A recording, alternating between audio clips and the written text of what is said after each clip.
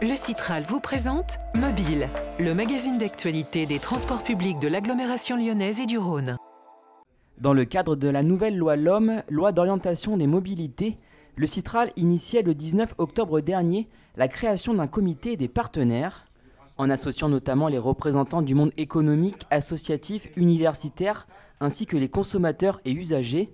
Ce comité a pour objectif de renforcer la coordination et le dialogue entre les acteurs de la mobilité. Il devra être consulté avant toute évolution sur des thématiques centrales comme l'offre de mobilité, les tarifs ou encore la qualité des services et de l'information. Début donc d'une gouvernance partagée.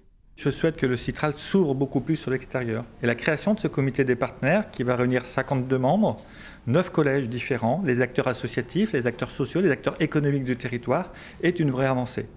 Plus de la moitié des représentants seront soit des entreprises, soit les représentants des entreprises. Et c'est elles qui financent, avec le versement mobilité, une partie importante du Citral. Et il est normal qu'on puisse échanger pour mieux comprendre leurs attentes, leurs besoins et améliorer la desserte, notamment des zones d'activité. Le monde économique, contributeur au budget, se voit donc intégré aux décisions de mobilité. Contacté par téléphone, le président de la CCI salue l'initiative.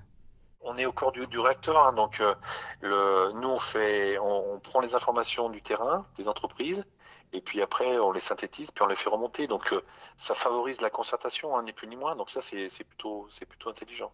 En retour, le Citral aura une meilleure connaissance des besoins du territoire grâce au dialogue avec les différents acteurs. Un bassin d'emploi qui est représenté, qui va pouvoir nous expliquer que ces lignes de bus ne passent pas aux bons horaires, qu'il faut développer le transport à la demande ou d'autres solutions. Ça nous permet que directement les entreprises qui ont un rôle important et de financeurs et de déplacement, puisque leurs salariés se déplacent avec les transports en commun ou autrement.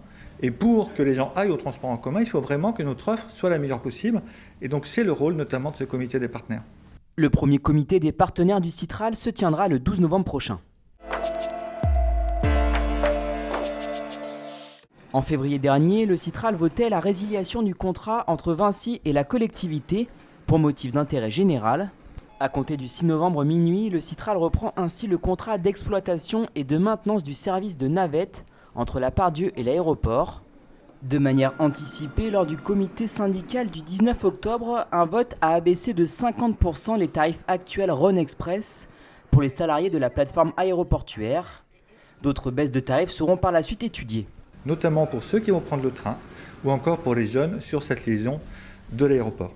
Et notre objectif premier, c'est d'améliorer la desserte pour l'Est. Et dès début novembre, nous allons améliorer de 20% l'offre sur le tramway T3 pour que les habitants de Vaux-en-Velin, de Dessines et de Mézieux puissent se déplacer mieux.